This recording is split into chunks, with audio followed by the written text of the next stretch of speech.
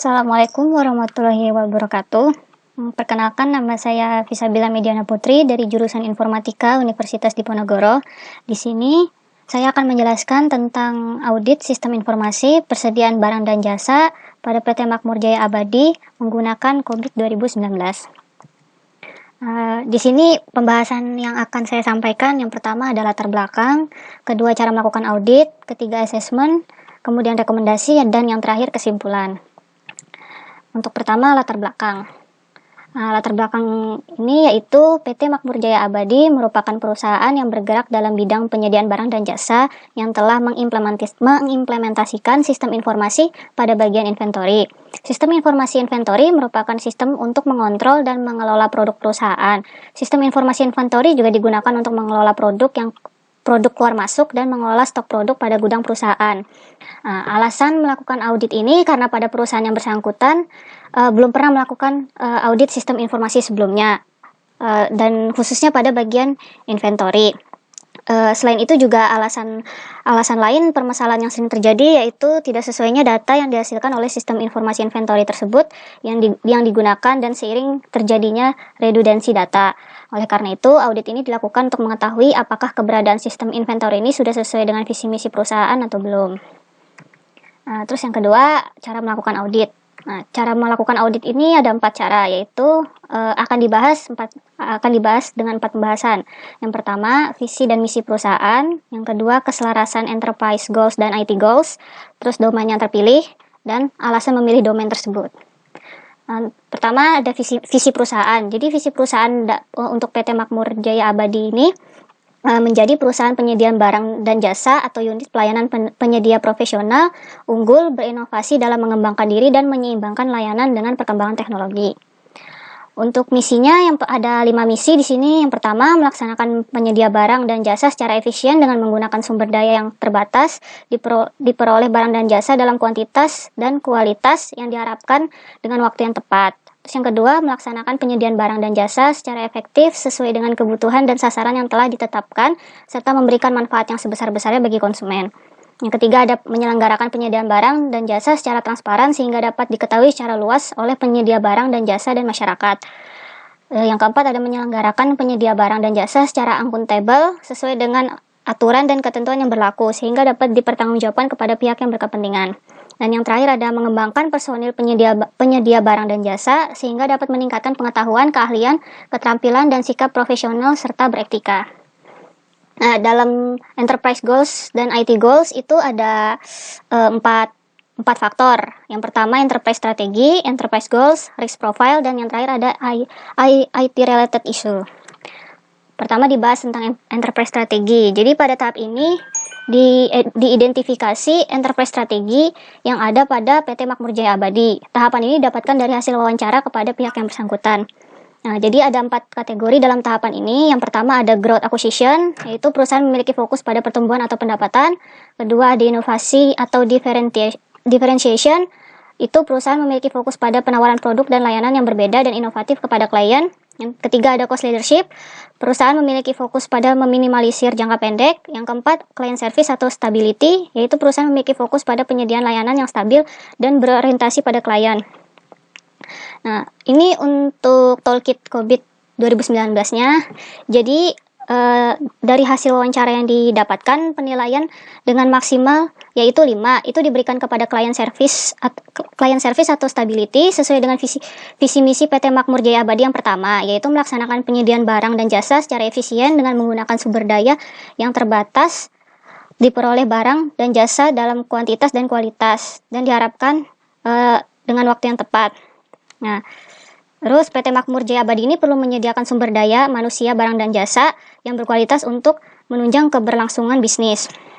Untuk enterprise strategi yang bagian growth acquisition dan cost leadership itu diberikan nilai 3 karena itu juga termasuk penting tapi tidak begitu diterapkan dalam perusahaan dan tidak terlalu berkaitan dengan visi misi perusahaan. Kemudian ada enterprise goals, yaitu tujuan bisnis pada PT Makmur Jaya Abadi. Ini juga didapatkan dari hasil wawancara. Jadi dalam enterprise goal itu terbagi dalam 13 poin dari IG01 hingga IG13. Ini untuk enterprise goals dari toolkit yang terlihat.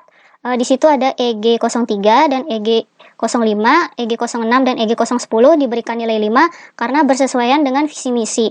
Untuk EG03 ya, itu sesuai dengan misi perusahaan yang keempat. Sementara untuk EG05 itu sesuai dengan misi perusahaan yang kelima, EG06 sesuai dengan misi perusahaan yang kedua, EG010 sesuai dengan misi perusahaan yang kelima. Jadi diambil nilai yang terbesar dari Toolkit COVID 2019 karena yang ini sesuai dengan visi dan misi perusahaan. Kemudian ada risk profile, yaitu risiko pada PT Makmur Jaya Abadi. Ini juga didapatkan dari hasil wawancara dengan pihak yang bersangkutan, hasil wawancaranya. Nah, ini dari toolkit yang terlihat, di situ ada keahlian, keterampilan, dan perilaku IT. Terus ada arsitektur IT perusahaan, permasalahan dalam pemakaian atau penggunaan perangkat lunak, dan kegagalan perangkat lunak itu memiliki risiko tertinggi dalam perusahaan tersebut. Nah, itu saling berkaitan dengan alasan-alasan kenapa ini dipilih menjadi risiko yang tertinggi sesuai dengan wawancara dengan perusahaan. Nah, kemudian ada IT dan related issue, itu permasalahan dalam bidang IT. Nah, tahapan ini juga didapatkan dari hasil wawancara. Nah, dalam toolkit tersebut didapatkan hasil dengan nilai tertinggi, yaitu 3. Di antaranya masalah pengiriman layanan oleh agen outsourcing, kegagalan untuk memenuhi persyaratan peraturan atau kontrak yang terkait pada IT, temuan audit rutin atau laporan penilaian lainnya tentang kinerja IT yang buruk atau kualitas IT, atau masalah layanan yang dilaporkan, kemudian sumber daya IT yang tidak mencukupi, staf dengan keterampilan tidak memadai, permasalahan yang berkaitan dengan data dan integrasi data di berbagai sumber, dan yang terakhir ada ketidakmampuan untuk mengeksploitasi teknologi baru atau berinovasi dengan menggunakan IT.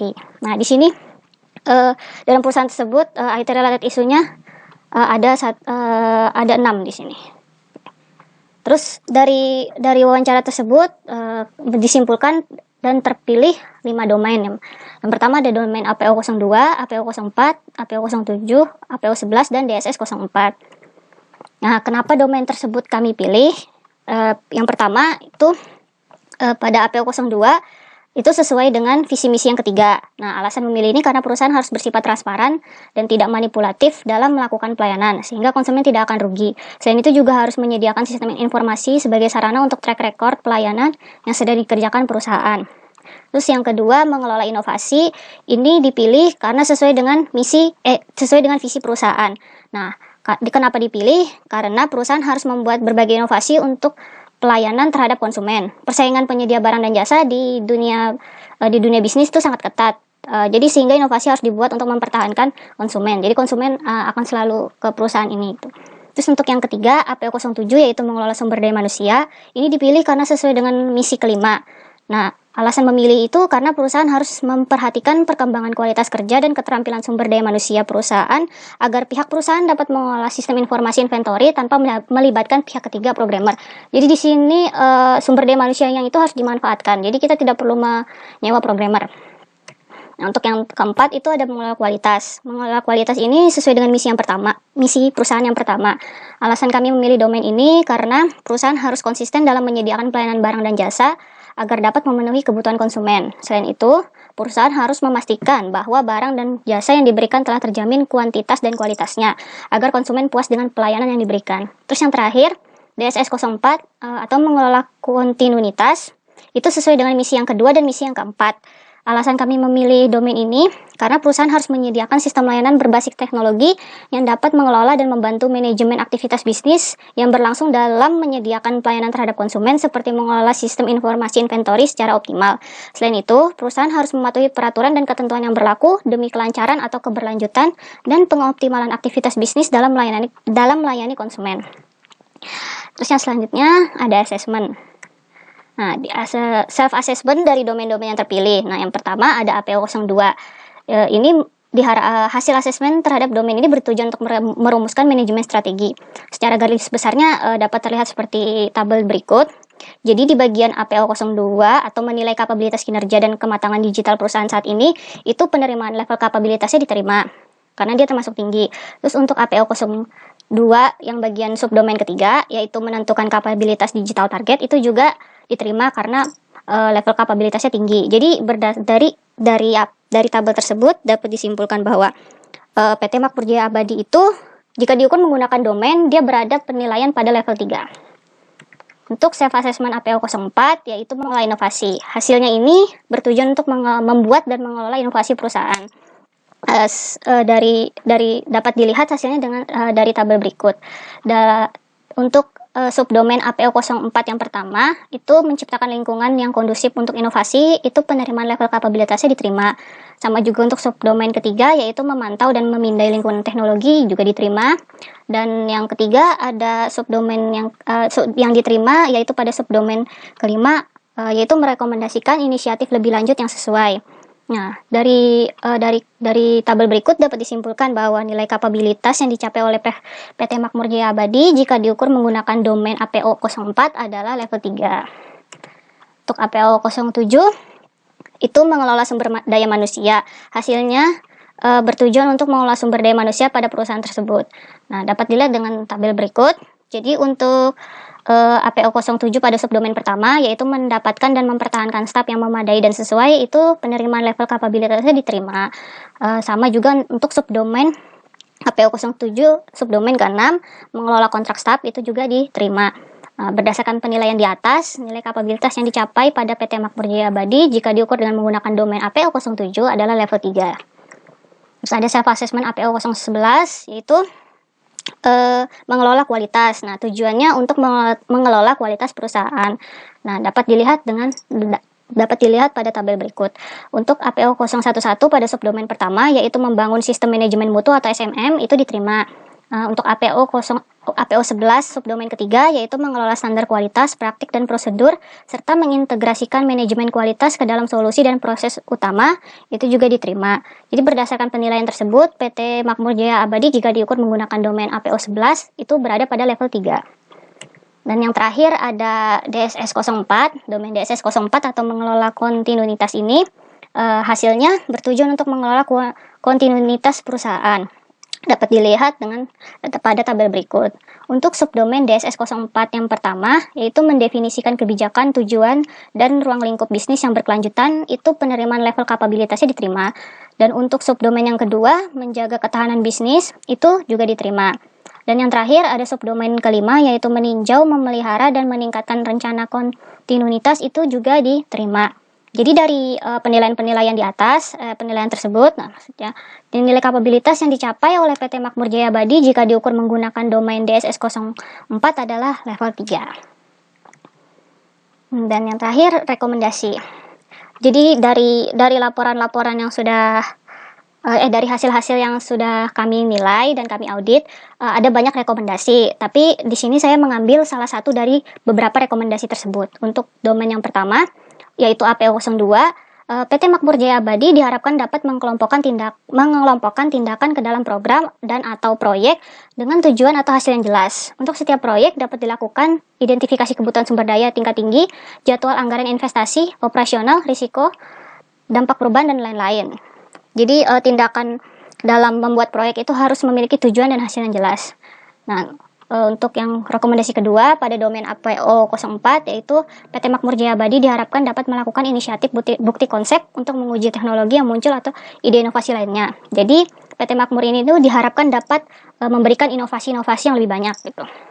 Untuk domain APO 07 rekomendasinya yaitu dapat melakukan tinjauan rutin kepada staf untuk menilai perkembangan keterampilan dan kompetensi. Jadi PT Makmur Jaya Abadi ini diharapkan dapat menilai perkembangan setiap stafnya agar bisa dilihat perkembangannya tuh bagaimana gitu.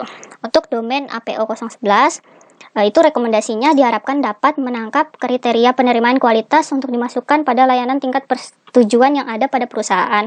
Jadi PT Makmur Jaya Abadi ini diharapkan bisa tahu kualitas dan kriteria pada layanan yang diberikan. Terus yang terakhir ada domain DSS 04 itu diharapkan dapat menentukan keterampilan yang dibutuhkan untuk individu yang terlibat dalam pelaksanaan rencana prosedur. Nah, ini adalah rekomendasi yang kami berikan. Dan yang terakhir kesimpulan.